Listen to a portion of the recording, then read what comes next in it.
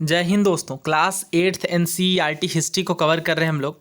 और इसमें हम जो चैप्टर कर रहे हैं वो हमारा सेकेंड चैप्टर है, फ्रॉम ट्रेड टू टेरिटरी। देखिए ये 8th क्लास की एनसीईआरटी है, तो यहाँ पे चीज़ें बताई तो गई हैं, बहुत ज़्यादा डिटेल में नहीं है। तो ये 8th तक की हम लोग कवर कर लेंगे और 9th और 10th वाली हमारे एग्जाम पर्सपेक्टिव से, यूपीएससी के एग्जाम पर्सपेक्टिव से बहुत ज़्यादा इंपॉर्टेंट नहीं है।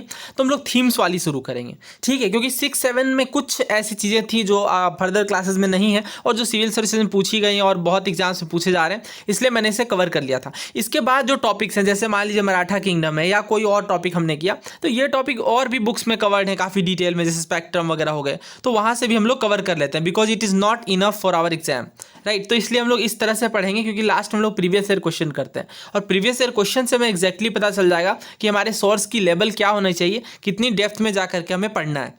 तो इसमें ऑलरेडी हमने 2 पार्ट कवर कर लिया है। इस चैप्टर का 3 पार्ट हमने बल्कि कवर कर लिया है और आज हम लोग 4th पार्ट में बात करेंगे। और ये इतना लेंदी इसलिए हो जा रहा है क्योंकि जो भी टॉपिक हम लोग कवर करते हैं पूरे डेप्थ में जा करके उसे पढ़ते हैं, क्योंकि जो भी चीज़ें हम लोग पढ़ रहे हैं वो हमारे एग्जाम के पर्सपेक्टिव से होनी चाहिए। तो यहाँ पे हमने बात की थी लास्ट के लेक्चर में टीपू सुल्तान के राइज एंड फॉल के बारे में, कि किस तरह से वो इतनी इंपॉर्टेंट पोजीशन और मैसूर के शेर कहलाते हैं, टाइगर ऑफ मैसूर कहलाते हैं।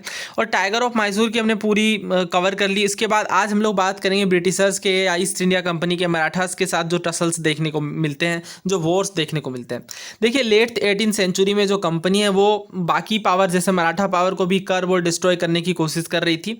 और with their defeat in the third battle of Panipat in 1761 the Marathas dream of ruling from Delhi was centred.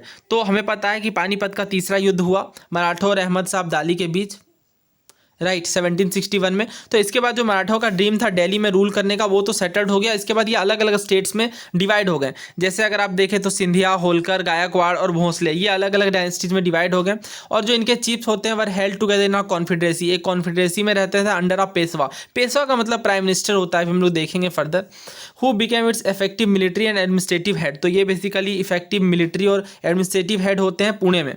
Mahaji Scindia और नाना फडणवीस के बारे में बात की जा रही है, were 2 famous Maratha soldiers and statesman of the late 18th century में। तो लेट 18th सेंचुरी के 2 फेमस मराठा सोल्जर और स्टेट्समैन होते हैं, महाजी सिंधिया और Nana Phadnavis. Marathas were subdue in the series of war, तो बहुत सारी सीरीज ऑफ वॉर चलती हैं जिन्हें मराठाज को सबड्यू किया जाता है। फर्स्ट वॉर की बात की जा रही 1782 में, जिसमें साल बाई की संधि देखने को मिलती है और यहाँ पे हालांकि कोई क्लियर वेक्टर नहीं होता। इसके बाद सेकेंड एंग्लो मराठा वॉर की बात करें तो ये डिफरेंट फ्रंट्स में लड़ी गई, resulting in British gaining Odisha and territories north of the Yamuna river. तो इससे ब्रिटिश की जो टेरिटरी ओडिशा है और यमुना रिवर की जो नॉर्थ में टेरिटरीज हैं वो भी इन्हें मिली, आगरा और दिल्ली की। और finally third Anglo Mysore war होती है, जिसमें मराठा पावर कंप्लीटली कर्ब कर ली जाती है और पेशवा को रिमूव कर दिया जाता है और बिठूर भेज दिया जाता है, जो कि कानपुर के नज़दीक होता है पेंशन के लिए। और इसके बाद कंपनी के पास कंप्लीट कंट्रोल हो जाती है विंध्याचल के साउथ में, यानी मराठों की जो एरिया होती है उनमें।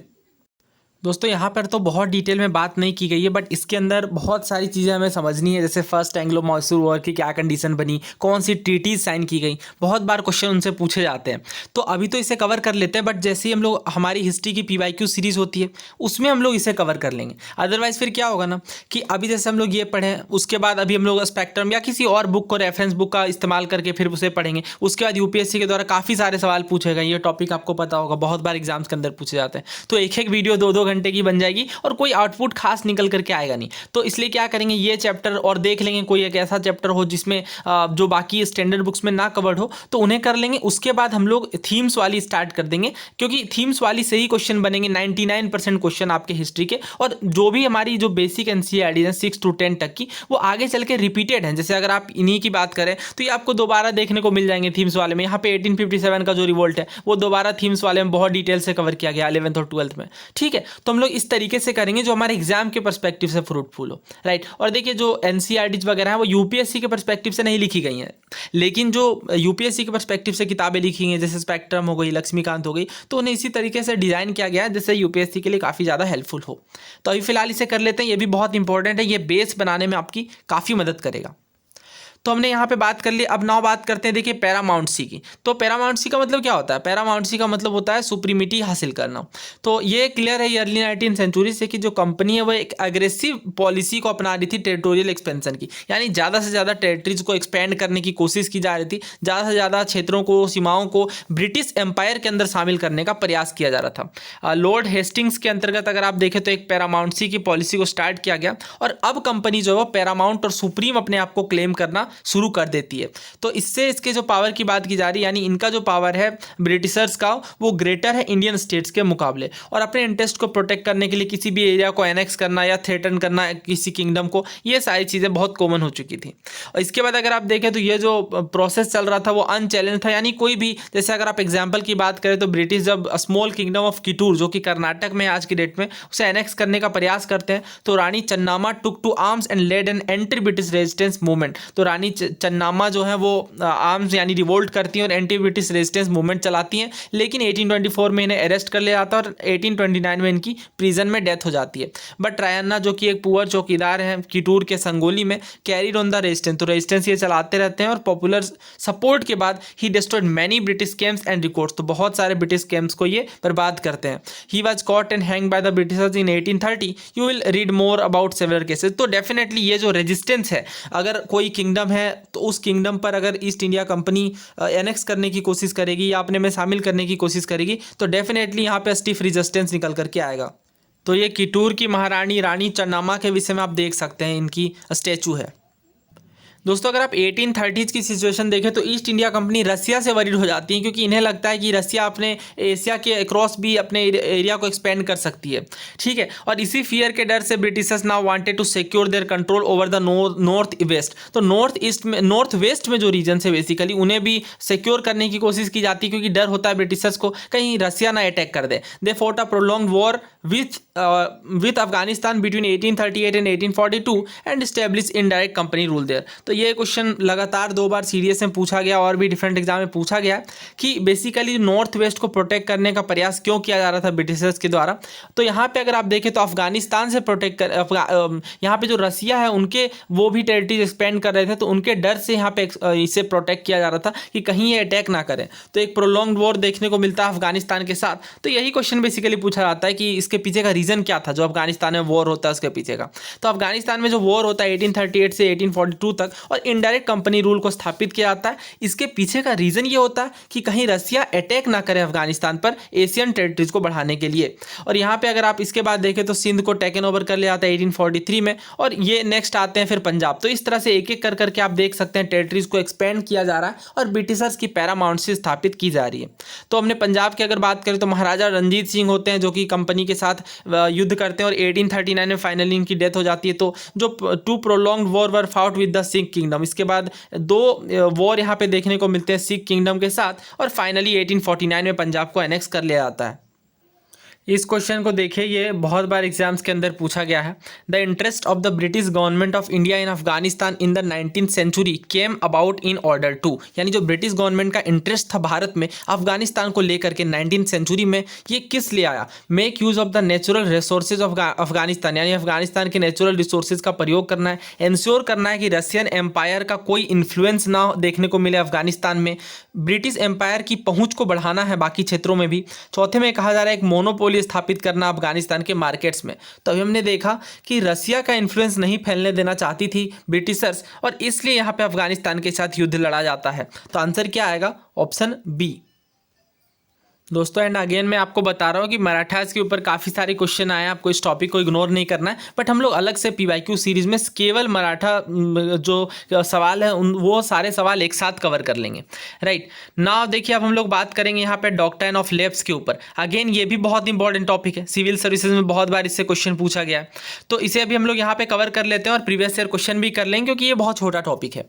The final wave of annexation जो है वो लॉर्ड डलहौजी के टाइम पे देखने को मिलता है, जो कि गवर्नर जनरल होते 1848 से 1856 तक। देखिए आपको ध्यान रखना है 1857 में जब रिवोल्ट हुआ तो उस टाइम पे गवर्नर जनरल कौन होते हैं? तो 1857 के रिवोल्ट के टाइम पे कैनिंग होते हैं, लेकिन इससे पहले अगर आप देखें तो 1848 से 1856 तक लॉर्ड डलहौजी होते हैं। तो ये चीज़ मैं इसलिए बता रहा हूँ क्योंकि देखिए डलहौजी ऑलरेडी यहाँ पे चीज़ें खराब करके जा चुके होते हैं, तभी ये रिवोल्ट इतनी पुरजोर तरीके से देखने को मिलता है 1857 में। तो आपको कंफ्यूज नहीं होना है, 1856 तक डलहौजी होते हैं और 1857 में कैनिंग। नाउ देखिए डॉक्ट्राइन ऑफ लैप्स क्या कहता है, बहुत सिंपल से आपको समझना है। अगर कोई भी इंडियन रूलर यानी अगर कोई भी भारतीय राजा बिना अपने मेल हायर के, मेल हायर का मतलब कि मेल हायर का मतलब यह है कि जब उनके वंश में अगर कोई मेल नहीं होता, बिना मेल हायर के अगर वो मर जाते हैं तो उनकी किंगडम को एनेक्स कर लिया जाएगा या लैप्स कर लिया जाएगा, मतलब मिला दिया जाएगा कंपनी की टेरिटरीज में। ये सिंपल सा इन्होंने अपना डॉक्ट्राइन बनाया। किनके टाइम पे ये आया, ये आपको ध्यान रखना है, डलहौजी के टाइम पे ही आया, क्योंकि क्वेश्चन पूछा था डॉक्ट्राइन ऑफ लैप्स किसके टाइम पे आया। ठीक है, अब देखिए इस तरह से तो ये इनको एक अच्छा प्रिटेक्स्ट मिल गया, एक अच्छा बहाना मिल गया एनेक्स करने का। इस डॉक्ट्राइन को अप्लाई करके बहुत सारे किंगडम को एक के बाद एक एनेक्स किया गया। जैसे अगर आप देखें तो सतारा को 1848 में, और ये पहला किंगडम बनता है डॉक्ट्राइन ऑफ लैप्स के तहत ब्रिटिश के एम्पायर में मिलने वाला।